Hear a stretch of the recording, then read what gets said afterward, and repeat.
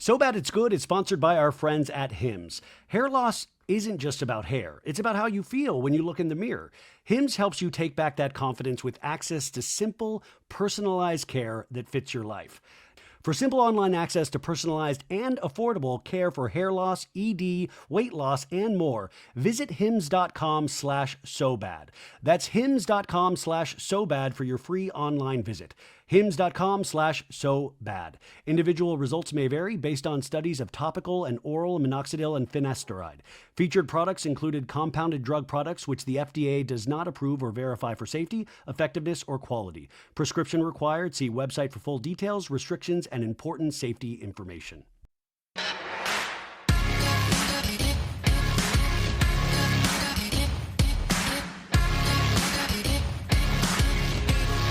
Folks, welcome back to So Bad It's Good. If you've been listening to the podcast the last week, I've been talking about our next guest because I just finished her new book, which I just fell in love with. She's a journalist and author and one of the sharpest observers of fashion, pop culture, and power. She's written 2 definitive biographies on women who've shaped our modern world in ways. Anna, the Biography, a deep dive into the life and legacy of Vogue's legendary editor Anna Wintour, and Gwyneth, the Biography, which is her brand new book, a look at how Gwyneth Paltrow kind of transformed from Hollywood it girl to goop-powered wellness mogul.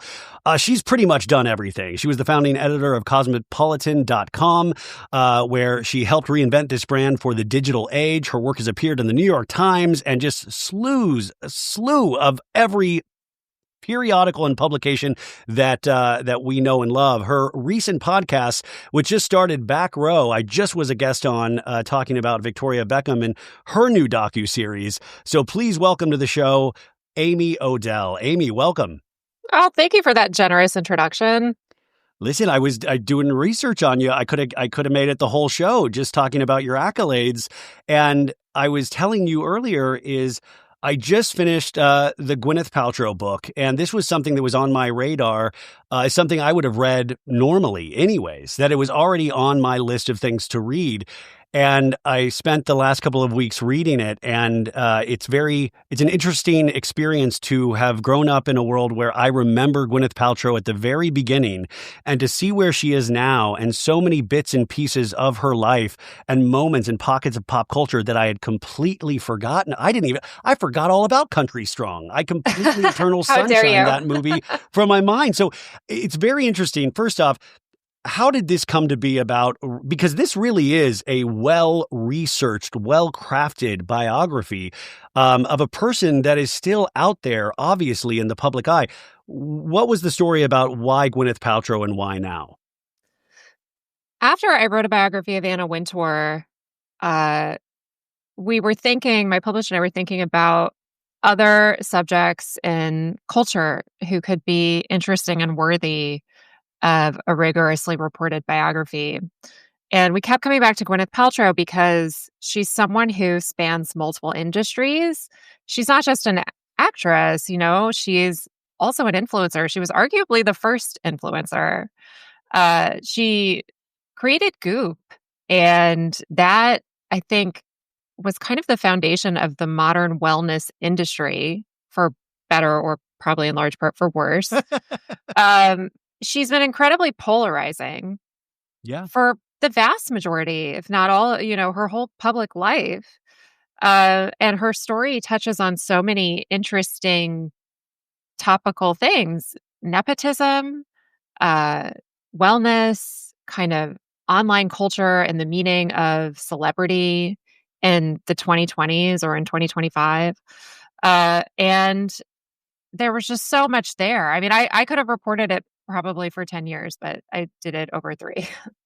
So this took you 3 years to put together, and you start the book, which is very interesting, of, you're reaching out to people. You offered for Gwyneth to be a part of this as well. And obviously she's very elusive in these things, and you're going to interview people in her life, and people are told not to speak with you, in a sense. Is that correct? Yeah, that's how it seemed. I mean, I would reach out to people, and occasionally sometimes they would just not get back to you at all. And sometimes they would say, like, oh, well, it seems that, that Gwyneth is not involved or something like that, which was different from what her rep had told me, which was that she wanted to get involved in health. So I really had to dig for sources and but I did talk to more than 220 people. I talked to Wow. people who worked with her on films. I talked to people who were, close with her personally. I talked to people who knew her at all various points of her life. A lot of people who worked at Goop and saw how she operates there as the founder and CEO. So I did get a really, really complete picture. But yeah, it was very confusing, very confusing going back and forth with them. And in the back and forth with them, I would say that probably kicked up like about a year into my work. Started engaging with them and seeing like, does she want to, send some people my way or what? So yeah, but it was Yeah. tough. It was tough. I mean, I have to imagine that's really frustrating. And I will say, to your credit, this book doesn't pass judgment on Gwyneth Paltrow. I mean, it kind of presents her life. We can derive as the audience whatever we want to derive from it, even though there are certain themes that pop up again and again in her life. And obviously, if you guys don't know, she was considered a Nepo baby in some ways because her dad, Bruce Paltrow, did an amazing TV show called St. Elsewhere. Her mom, Blythe Danner, was the, belle of the ball in terms of stage and also had a great screen career, has a great screen career as well. And then you have Gwyneth, and she's going to Spence, one of the best schools, an all-girls school that you can go to. And I think I always had a perception of Gwyneth Paltrow as somebody that would make fun of me. I would be somebody that she would potentially pick on. And at the same time, loving her work, loving certain choices she made in the acting career. And it was very interesting. What I love that the book covers is that, after her dad dies from cancer, there seems to be obviously a shift in, does she want to continue with movies in a sense? Is that she won the Oscar at the age of 26 years old? Mm-hmm. Yeah. She was very, not, I don't know about obsessed, but it really became an eye on making money.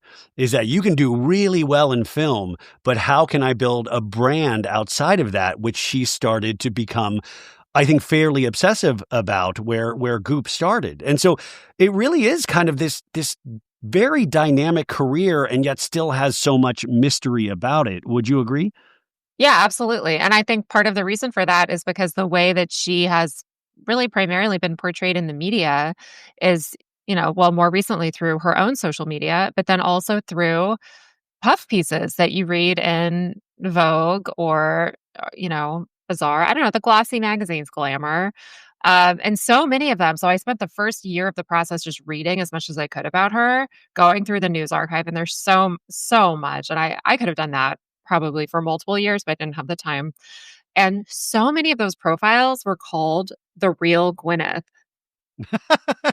So many of I them. love pop culture in that sense, where and especially at a time, back in her day when, Us Weekly was the belle of the ball in certain ways, or like Entertainment Weekly or these things. And, as a younger person, you don't realize how you're being advertised to, or that these pieces are meant to elicit a certain emotion, or they're very safe in a sense. Yeah. And, which is so funny. Like when you're going back and doing research, I mean, did you spend like a whole month on Us Weekly at a time?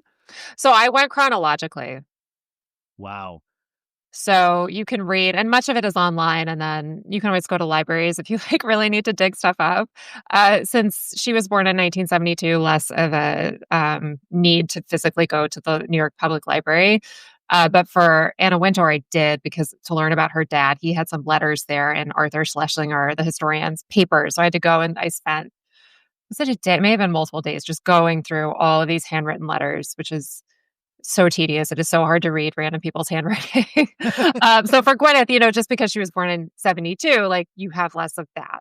And You're a not lot of it digging I through was, microfiche or anything. yeah, exactly. I was able to do a lot of it online. So yeah, I just go chronologically, and she was in the news really from early on because her parents were famous and well Yeah. known, and working and doing interesting projects. Her dad was doing St. Elsewhere. Her mom was performing at the Williamstown Theater Festivals. Like they were doing all these things, and Gwyneth would come up in some of those stories. So you kind of start from there and you work your way forward.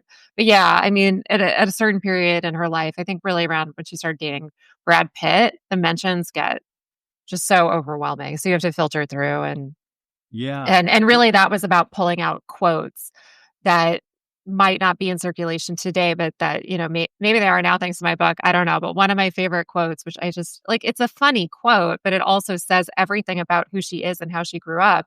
But when she was dating Brad Pitt, she kind of viewed him as a country bumpkin because he's from Missouri. Yeah. He's a guy who's like, he really like clawed his way up. Like he didn't Yeah. exist in the world of Hollywood or New York society like she did. And he has this much more average middle America background. So he heads west to Hollywood and then he like makes it as an actor. So her story is very different. And I think he's an interesting foil to her in the book in that regard. But she viewed him as kind of unsophisticated. And Yeah. she told an interviewer something, this may not be exact, but she said, Brad and I had very different upbringings. When we go to a restaurant and order caviar, I have to say to Brad, this is beluga and this is Osetra. It's like when somebody says things like this, you're doing it to yourself. You're making this harder on yourself. Like, most people, you're making me side sometimes with Brad Pitt in scenarios like this, but it does seem like the pedigree of the boyfriends or the husband really also become a story in terms of Gwyneth Paltrow's overall life. Is that, you even had another quote about Brad Pitt later in the book, like when she's talking to somebody else and she's like, oh my God, he was an effing idiot, or some, I'm obviously paraphrasing, but that's later in the book when she was relating something, somebody mentions Brad Pitt and she throws that out there. She didn't, she didn't think when they were dating and they were engaged. She was concerned that he was not really bright enough for her. Because it's just very different upbringing. And maybe there's something valid about that, to be honest with you. If someone has that different of a background and you're not really relating to them. I mean, people did tell me they didn't really seem like they had that much in common aside from the fact that they were these hot movie stars. Yeah. We just spoke about Victoria Beckham, and I was just thinking about the one period of the Paltrow Pitt romance when they had the matching hairstyles, and it reminded me very much of Victoria Beckham and David Beckham. I was just thought, it was very interesting the fashion that they were putting out there together as a couple, and the blonde hair of it all. And I just remember those images are seared into my memory. And with Brad Pitt, in terms of popular culture, we've been fed this narrative of him, which you had just spoken of God, I have to hear in every article how this man dressed up in a chicken suit to sell El Pollo Loco on the corner of, or leaving college 7 credits shy of a degree in architecture or something like that. I've heard those. I think it was advertising. But I've heard those facts. Journalism, advertising, yeah. But I always wonder has anybody checked if he ever did work for El Pollo Loco? Did he really dress? Do we have a picture of Brad in the chicken suit? I don't know, actually. Because it sounds like just this great story. I believe it. You don't believe it? Well, Amy, as I tell you, I get more skeptical about so much in pop culture because I also realize you're selling something. And I remember first hearing and seeing Brad's work and you're like, wow, this man's relatable. I might sell for El Pollo Loco one day. Could I be a movie star? There is that element that we put ourselves into. And yeah, I think Gwyneth is the type of person throughout this book you realize might not love El Pollo Loco. No, I'm sure she probably never ate there. I mean, I guess I don't know. But yeah, she had the point is that she had a very sophisticated upbringing. She was born in Los Angeles and grew up in Santa Monica. And her parents, her mother was a very well-respected, it still is, but was working as an actor, very well-respected. She had won a Tony. She was doing movies and television, and Gwyneth was on a movie set from the time she was 8 days old. And that was her milieu, her whole life. Her godfather is Steven Spielberg because Steven Spielberg and her dad were tight. And her father was working on shows like St. Elsewhere. Yeah. And before that, The White Shadow, which is a basketball show. I'm not a basketball person, but these were time that was a big show from what I read about or talked to my dad about. That was an actual big show. Yeah, yeah. And he started out. So Blythe and Bruce met in the theater world in New York, and then they ended up going to LA together. Bruce really wanted to make it. I did ask a lot of people who knew Bruce, what motivated him, and the answer that I got was financial security for himself and his family. So Bad It's Good is sponsored by our friends at Hims. Hair loss isn't just about hair. It's about how you feel when you look in the mirror. Hims helps you take back that confidence with access to simple, personalized care that fits your life. Now me, I'm looking in the mirror. I'm starting to get a receding hairline. I'm seeing the hair and I'm not loving it sometimes. And that's where Hims comes into play, because Hims offers convenient access to a range of prescription hair loss treatments with ingredients that work, including chews, oral medications, serums, and sprays. Doctor-trusted, clinically proven ingredients like finasteride and minoxidil can stop further hair loss and regrow hair in as little as 3 to 6 months. You shouldn't have to go out of your way to feel like yourself. Hims brings expert care straight to you with 100% online access to personalized treatment plans that put your goals first. There's no hidden fees, no surprise costs, just real personalized care on your schedule. Think of Hims as your digital front door that gets you back to your old self with simple 100% online access to trusted treatments for real health concerns all in one place. For simple online access to personalized and affordable care for hair loss, ED, weight loss, and more, visit hims.com/sobad. That's hims.com/sobad for your free online visit. hims.com/sobad. Individual results may vary based on studies of topical and oral minoxidil and finasteride. Featured products included compounded drug products, which the FDA does not approve or verify for safety, effectiveness, or quality. Prescription required. See website for full details, restrictions, and important safety information. Which is interesting because Gwyneth really thought about financial security or even building a bigger kind of brand, post his death. But also you spoke about him is that, some people, Bruce Paltrow annoyed, like he could be annoying or people would be potentially upset with him because he was so forceful. But there is yet something about that where I'm like, God, I wish I could be more like that. Like he would really get in there and he really believed in the work. He really wanted to have this certain lifestyle and push this work. And I thought that was always really interesting. He would help a lot of people as well. And then he was also very obsessed with look, with a certain type of clothing, a certain type of food, which obviously we see with Gwyneth as well.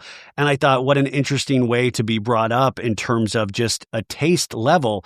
And to your point, you have this great story about Steven Spielberg, is that they're in a car. Steven Spielberg is allegedly driving the car, and Gwyneth Paltrow, a kid, is talking about Silence of the Lambs and is talking about how scary this film is.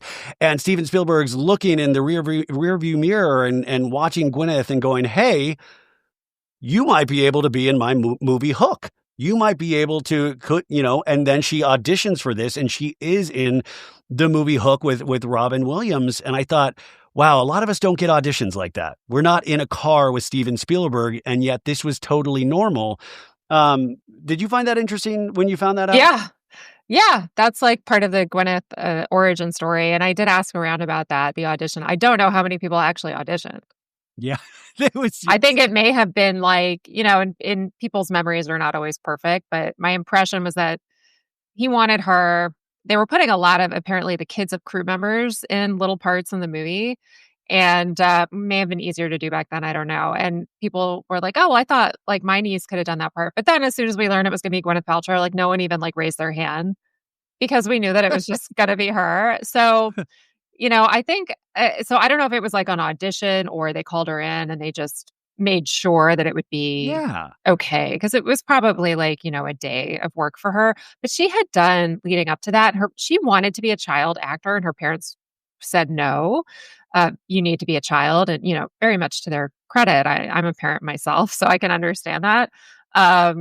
And she, but they were like, when you're 18, if this is what you really want to do, we'll support you. And so that's pretty much what happened. So she was in California around that time.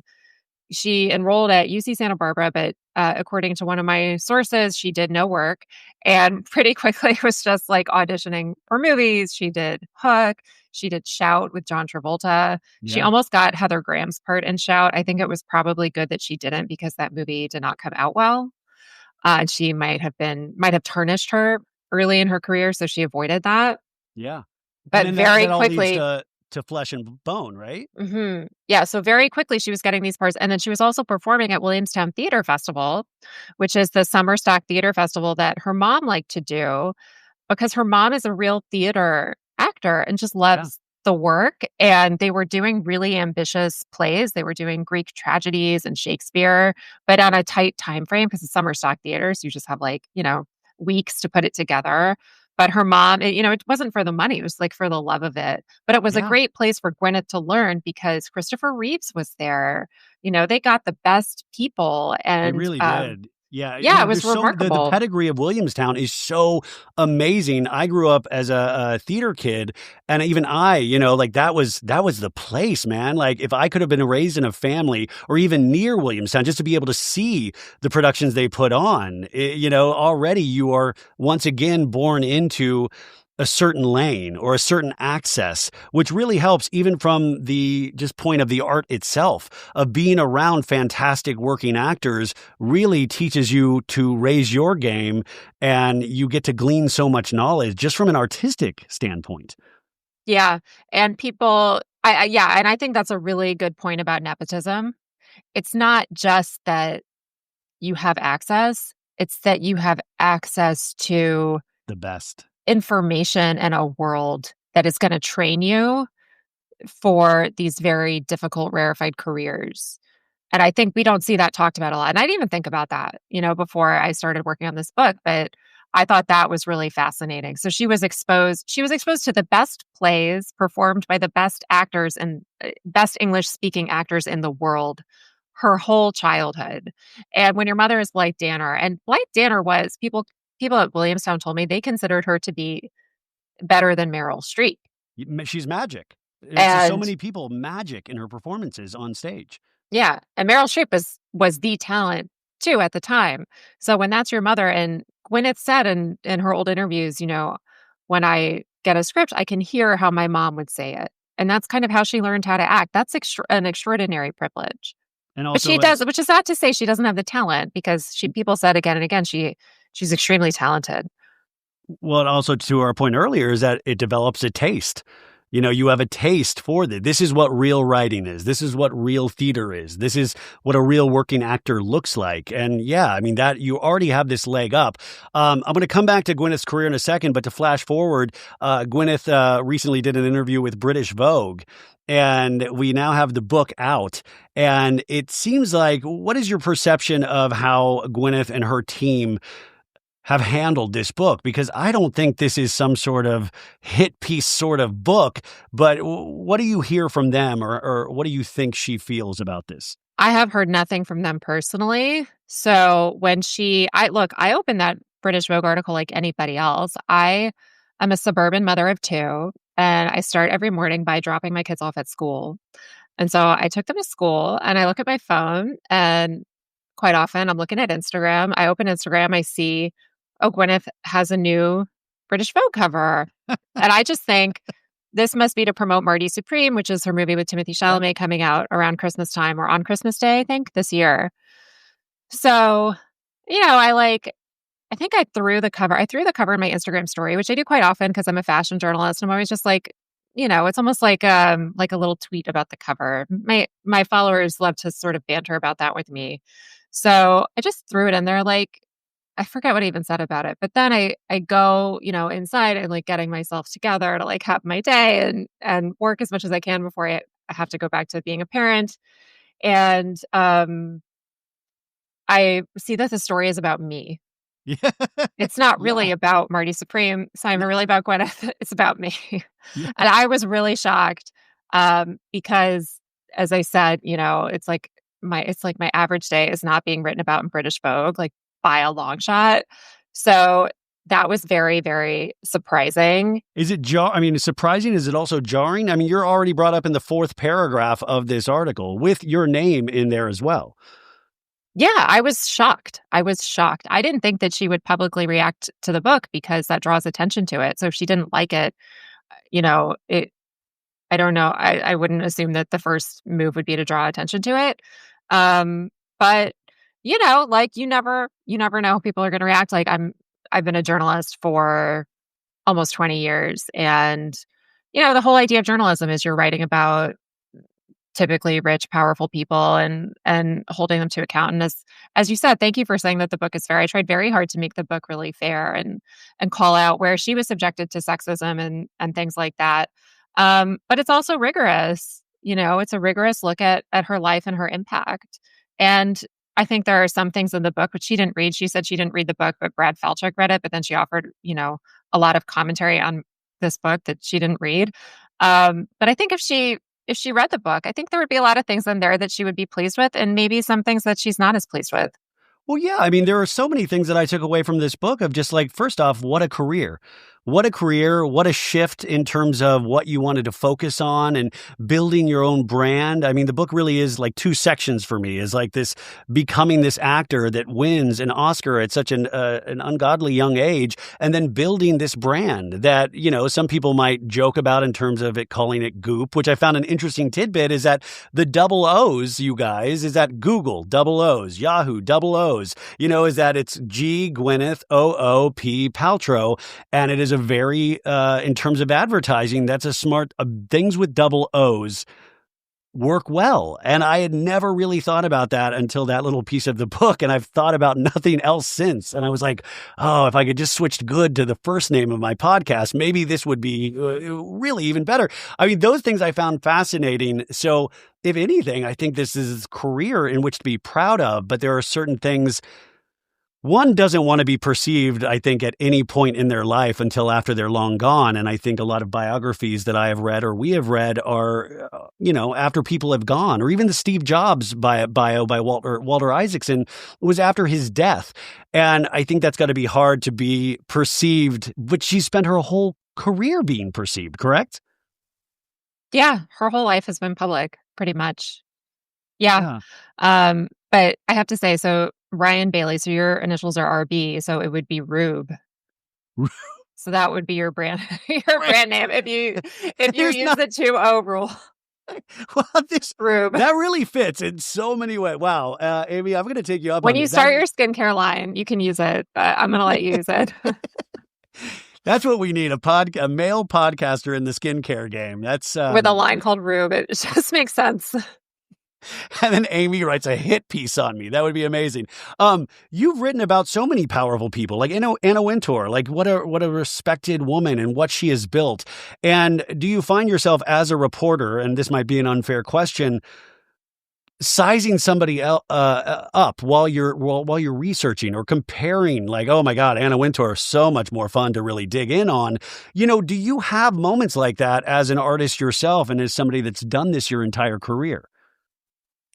Yeah. What I find when you do so much research on someone, you know, or as much as I do to write these biographies, is that whatever you think you know about the person, you just you throw it out because your perception so quickly changes when you go really, really deep on somebody.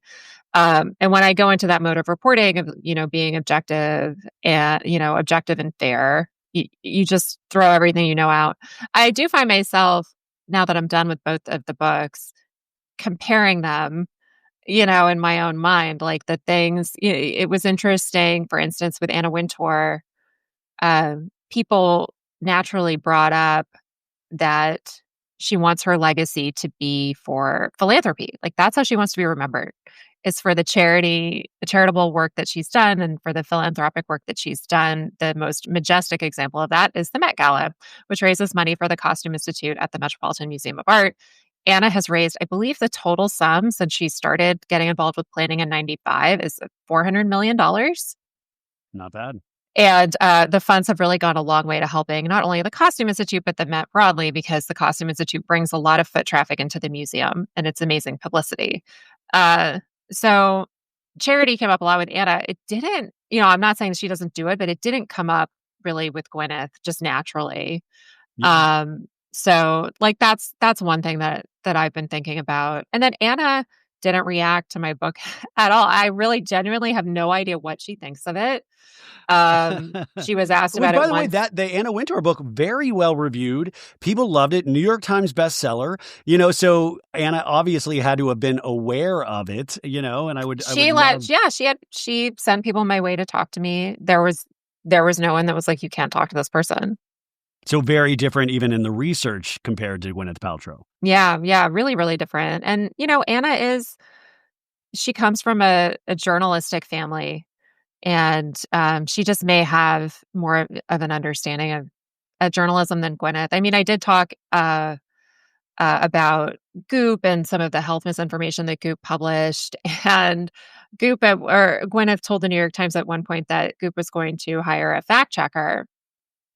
And I was asking people about that, and someone said to me, like, I don't think she really like knows what a fact checker does. And I'm not even saying that in a negative way, but like, how would she really know? Do you know what I like? Yeah. I've been a journalist my whole life. Like the first thing I did uh out of college, or no, I think when I was in college. Yes, when I was in college, like I was a fact checker at the New York Observer. Like that's how you cut your teeth. So, I think she started Goop, and it was a media company. I don't know that I would describe it as that so much today, but it really was a media company in the early days and in the 2010s when it was getting a lot of attention and there was a lot of controversy around it. And I think a lot of that was just like Gwyneth was sharing things that she thought were interesting, or things that she wanted to recommend to people. And she wasn't coming at it from the perspective that a journalist would of, I've got to verify this, I've got to fact check this, just because she didn't have that background. Yeah. She was putting out what she actually found interesting herself. And then once you reach this sort of success and fame, and people actually listen to you, it gets into dangerous territory, especially when you have a lifestyle brand. And when it comes to the Goop of it all, there are so many instances from like the yoni egg, or, obviously she was so curious about macrobiotic diets, but there were so many fad things within the Goop community and so many things that she was pushing out that there was an audience for without doing sort of rigorous fact checking, which is really dangerous. I forgot what is the woman's name that is referred to a lot, that had done a lot of articles kind of really Jen Gunter, the OBGYN. Yes. Mm-hmm. Yes. And, there was a lot of dangerous things in that. And now we're in this kind of Maha movement in terms of RFK and where we are, which a lot of people find dangerous, as well. And it's really interesting of like, well, Gwyneth was dangerous before RFK was dangerous. She's been doing this. And I was like, God, is Gwyneth about to be in Trump's cabinet at some point? Are we about to get an RFK Goop crossover at a certain point? Has she ever acknowledged that certain things she's gotten wrong, or that has been dangerous, that has not been correct? Has she ever? I can't remember. Goop not acknowledged as a company?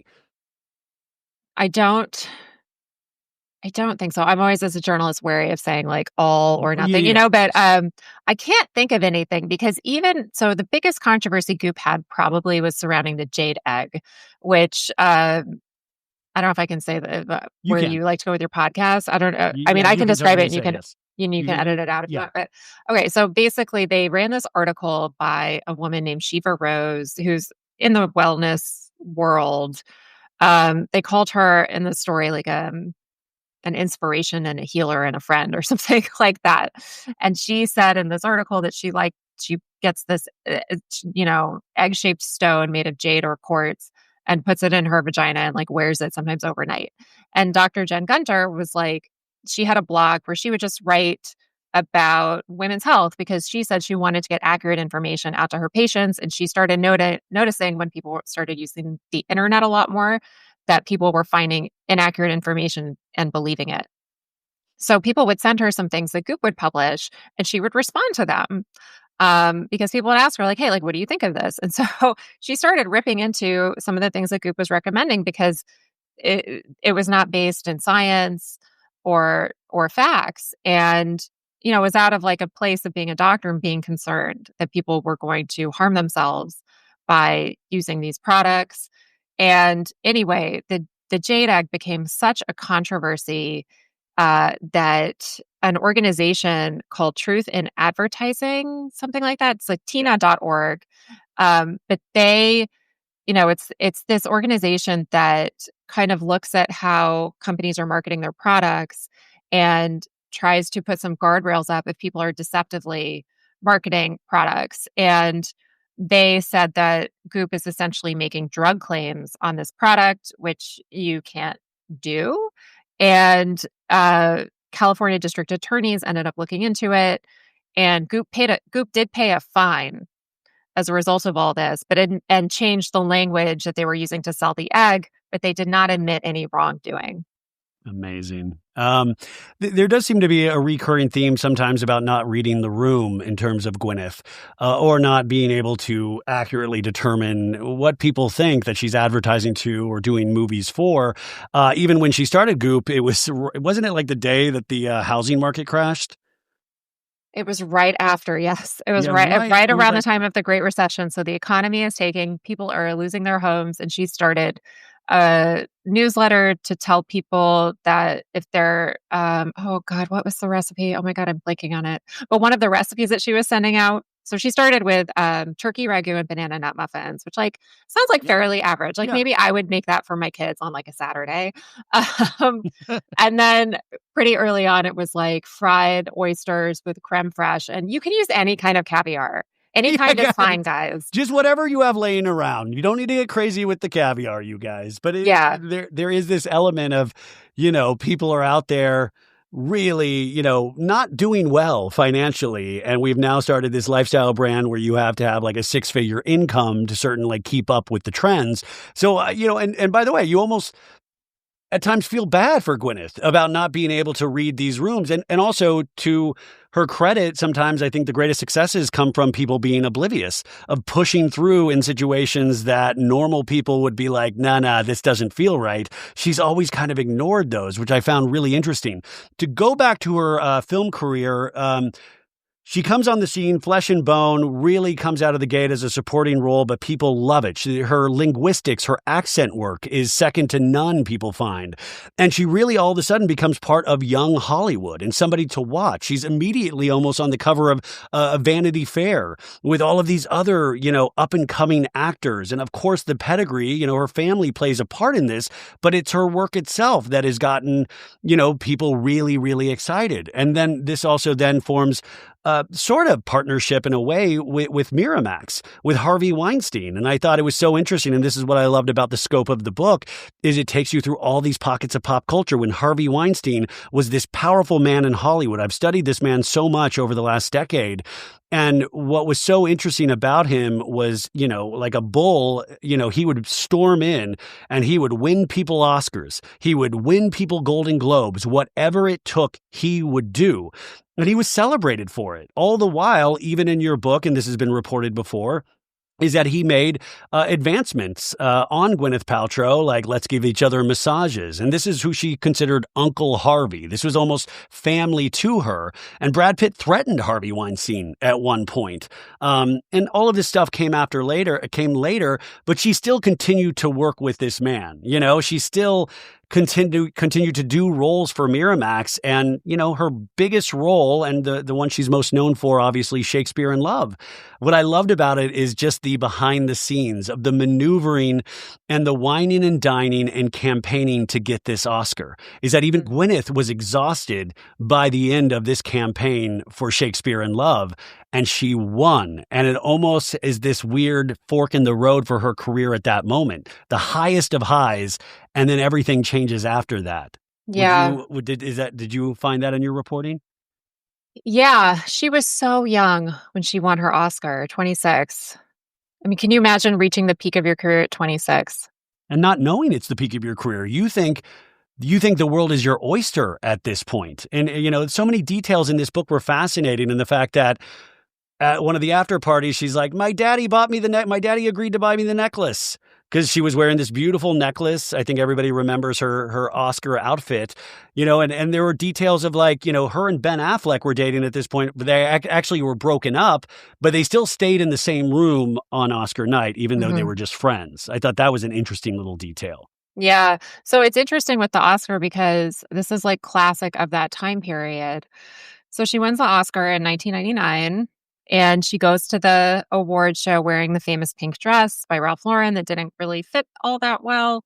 But she looks incredible anyway, very, very beautiful. And she wears around her neck, it's like a diamond choker, very tasteful.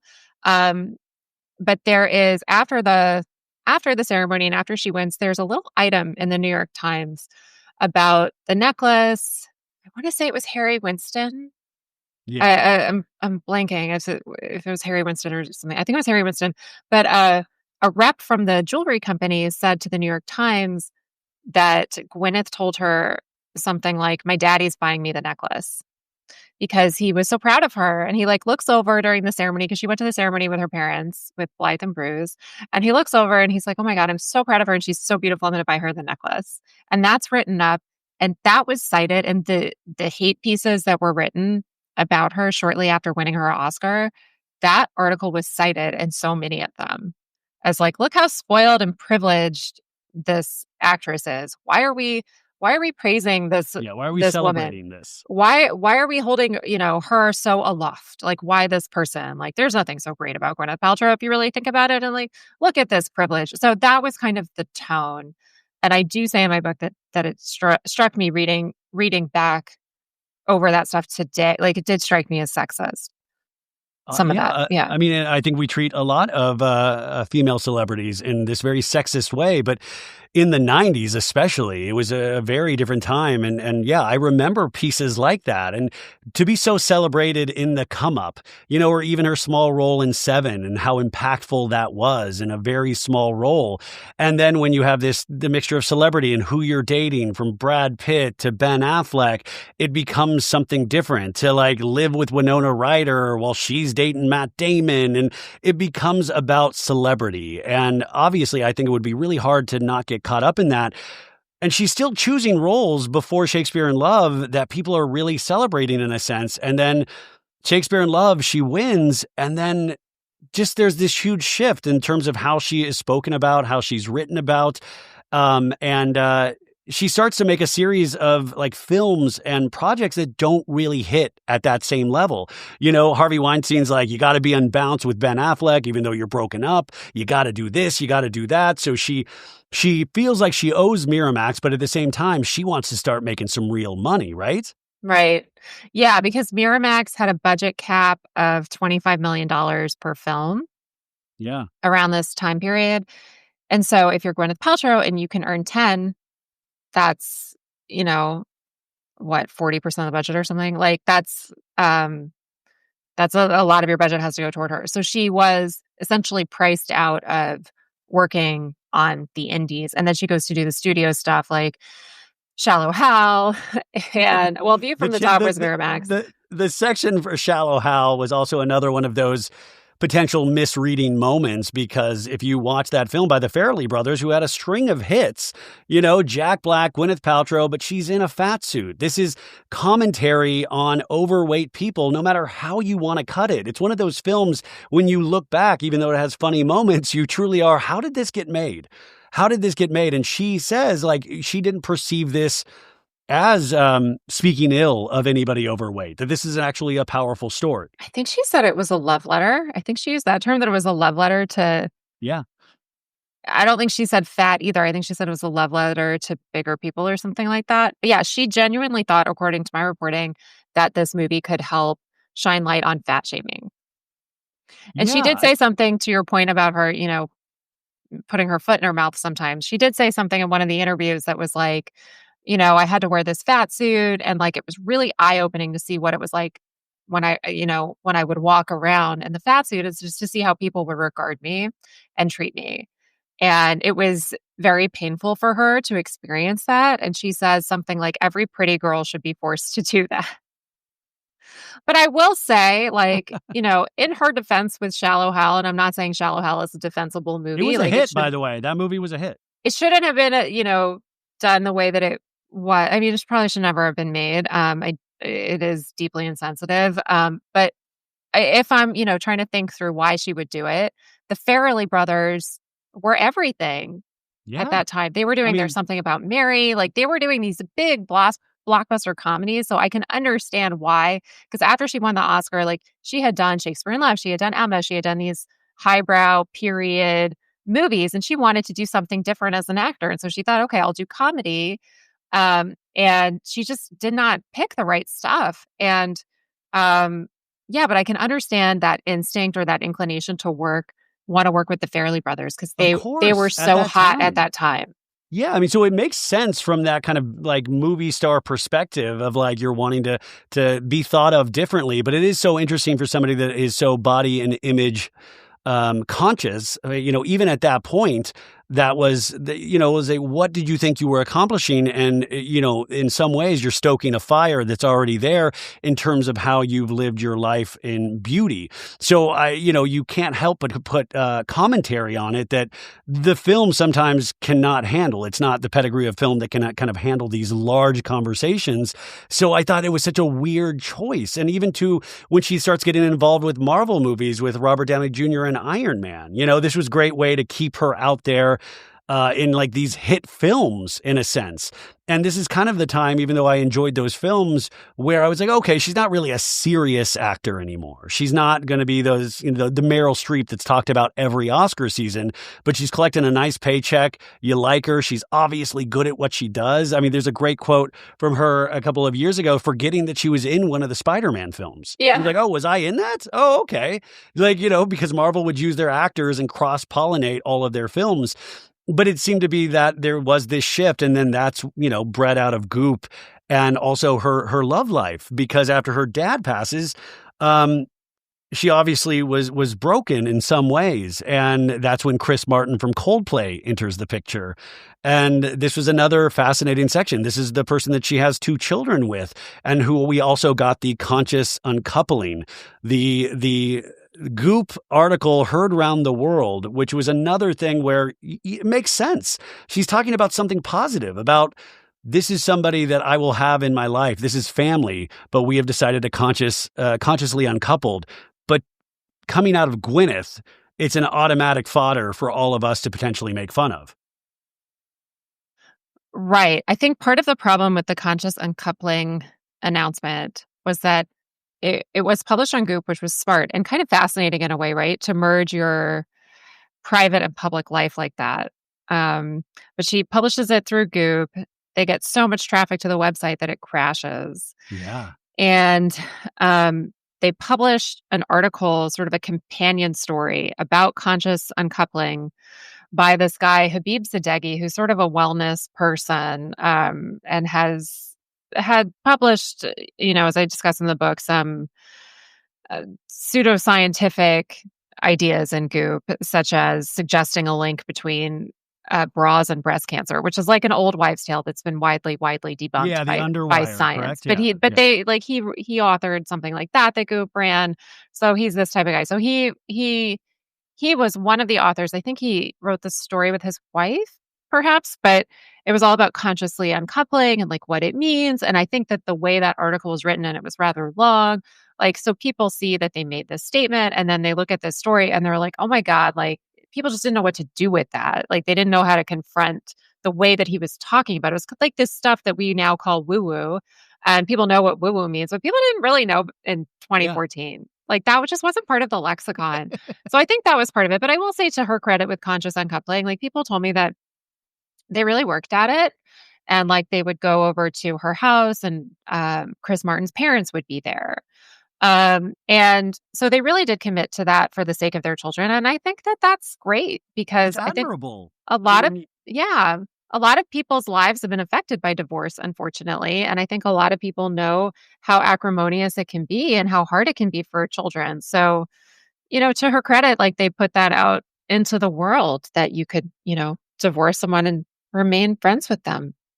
But the everyday person of like, I wish I was in the tax bracket where I could afford to consciously uncouple. It's like you can work at these kind of life hacks in a sense, or I think sometimes that's the perception of people that we consider well off, when in a lot of ways you're like, that's admirable, man. They're facing this thing, this sometimes when people get divorced, there's an extreme hatred, and they're trying to do everything in their power to not have that. To me, that's admirable, and yet we still find, or maybe Gwyneth finds a way to make it unrelatable, to make it something that can be picked apart. And I find that interesting. It's a recurring theme in her career. So the Goop, she really rebrands herself. I remember over the pandemic watching her Goop Netflix series, which you talk about, and even trying one of the I forgot what it was called, one of the detoxes where you'd have your little soup and your little nut for the day or something. And I remember a story on there, but she really is kind of deeply in this rebrand of almost a younger generation forgets of her as an actor at all, or they really wouldn't have a language in which to speak of her that way with. Do you think this, in terms of covering women that have their own brands, where do you think of her in terms of success level, in terms of these sort of companies, lifestyle brands? Yeah, that's such an interesting question nowadays because Goop is not in the zeitgeist the way it used to be. Right? And yeah, and that's been really interesting. So she's the CEO of the company.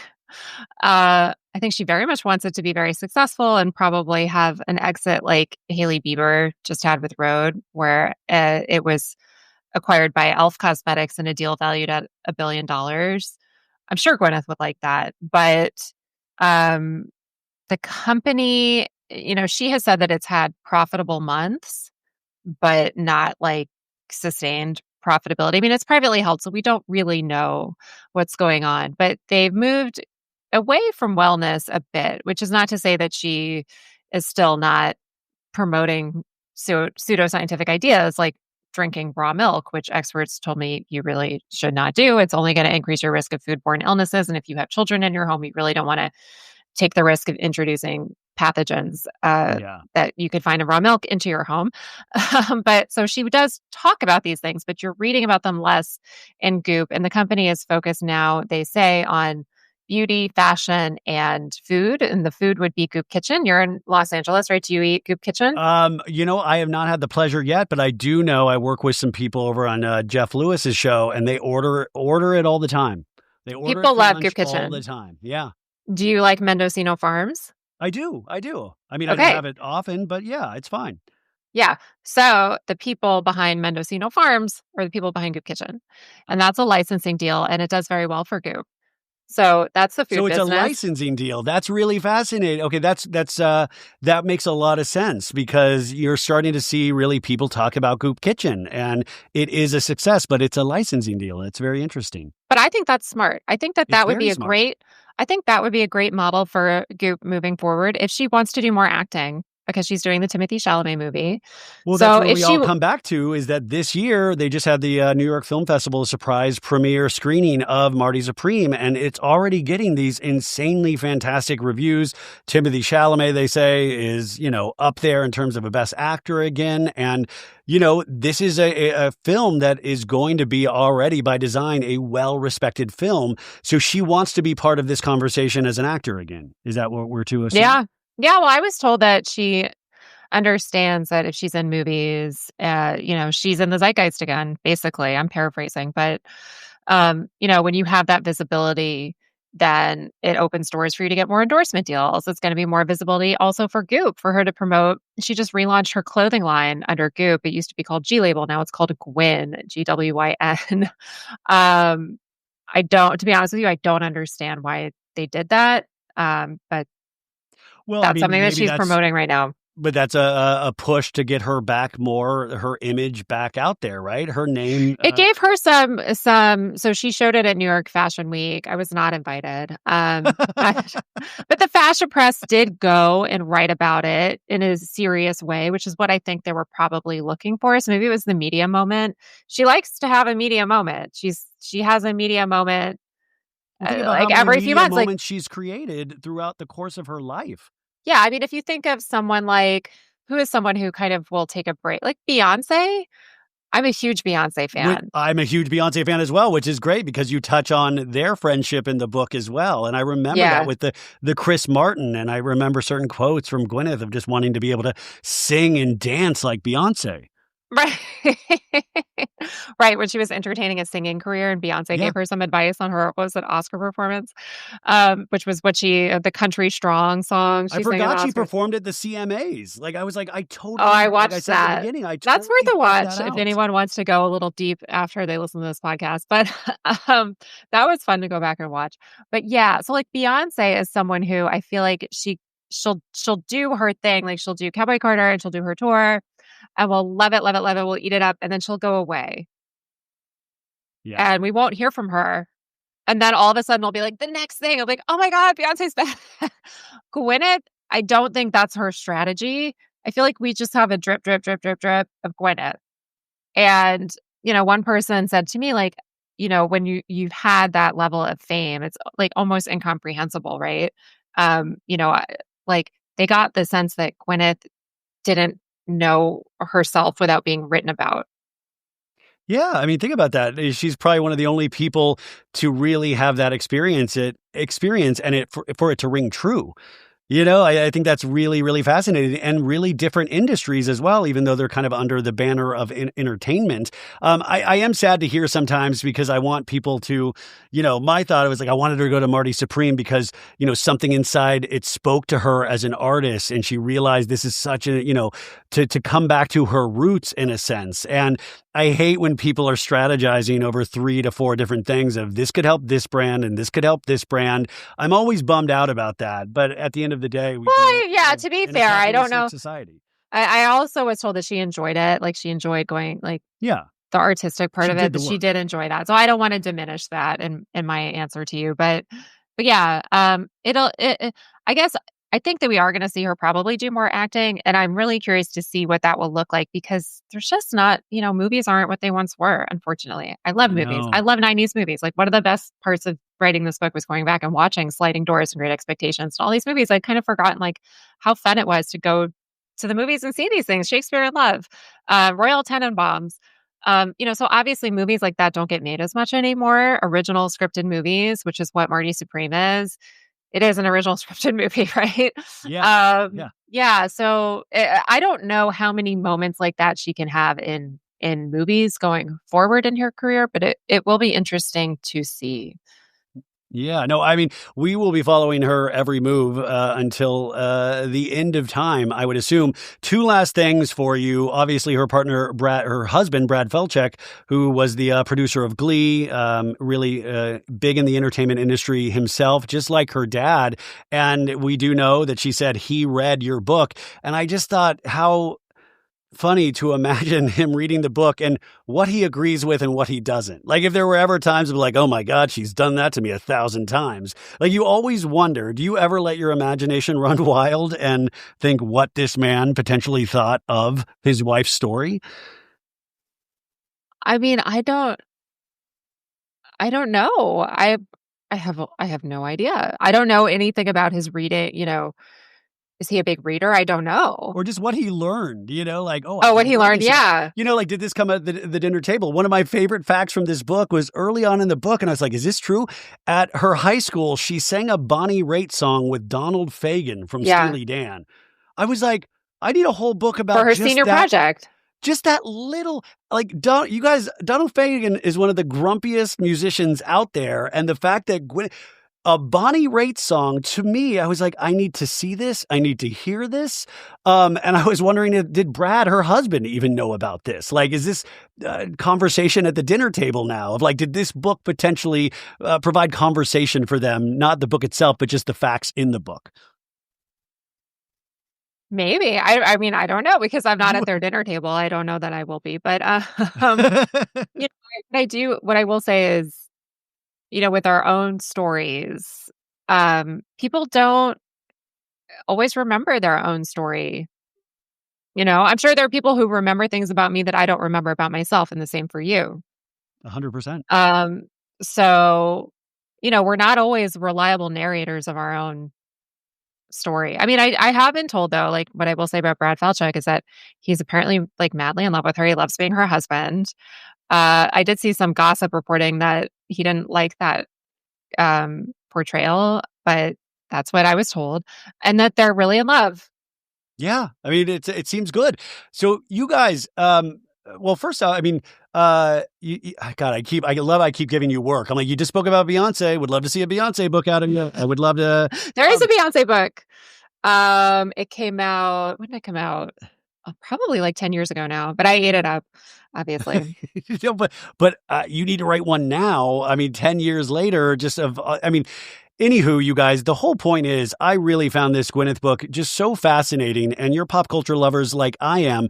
So go check this out. Truly, you will relive so many pop culture moments that you might have forgotten and maybe kind of get a whole new respect for Gwyneth in some ways. But I thought I wanted this to keep going. And I'm so excited to see where her career goes forward because she's been really an important figure in pop culture. How else do we support you? You have this Substack, you have this podcast, which I was just on. I highly highly recommend that as well.